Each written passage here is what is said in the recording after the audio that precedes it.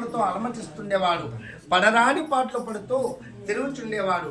బ్రాహ్మణ ప్రియుడకు భగవంతుడు బాధపడుచున్న బ్రాహ్మణుని చూచి దయతలచి వృద్ధ బ్రాహ్మణ రూపమున ధరించి అతని ఎదుట నిలిచి, పోయి విప్రోత్తమా, నీవెందుకు దుఃఖిస్తూ తిరుగుతున్నావు? నీ వృత్తాంతమంది చెప్పుమా అని చెప్పి అడిగినాడు. అంతటా బ్రాహ్మణుడు, ఓ మహాత్మా, నేనొక విప్రుడను, మిక్కిలి దరిద్రుడైన పిచ్చాతులముతో జీవించుచున్నాను. పడరాని పాటు పడుచు ఇంటింటికి తిరుగుతూ వస్తున్నాను.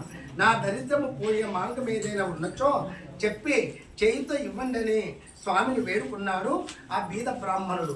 అంతటా వృద్ధ బ్రాహ్మణుడు, ఓ ద్విజోత్తమా, శ్రీ సత్యనారాయణ స్వామి సాక్షాత్ శ్రీమన్నారాయణుని అవతారమే కదా, ఆ సత్యనారాయణ స్వామిని పూజించు, నీ కష్టములన్నీ తొలగిపోతాయి, సత్యనారాయణ వ్రతమును ఆచరించమని చెప్తాడు ఆ యొక్క వృద్ధ బ్రాహ్మణుడు, దైవ బ్రాహ్మణుడు.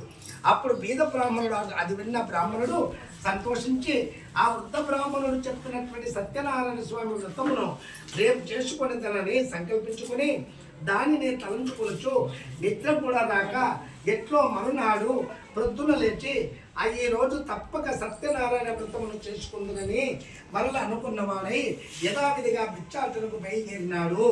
ఎవరు? ఆ బీద బ్రాహ్మణుడు. ఆ స్వామి దయ వలన ఆ రోజున బ్రాహ్మణులకు చాలా ద్రవ్యం లభించింది. దానితో అతడు బ్రాహ్మణులను బంధువులను పిలిచి సత్యనారాయణ స్వామి వ్రతమును భక్తి శ్రద్ధతో ఆచరించాడు.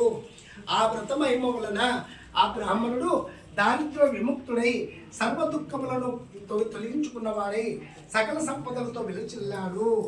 అంతటా అది మొదలు ఆ బ్రాహ్మణుడు నెల విడవక సత్యనారాయణ స్వామి వ్రతమును భక్తి శ్రద్ధతో ఆచరించసాగాడు.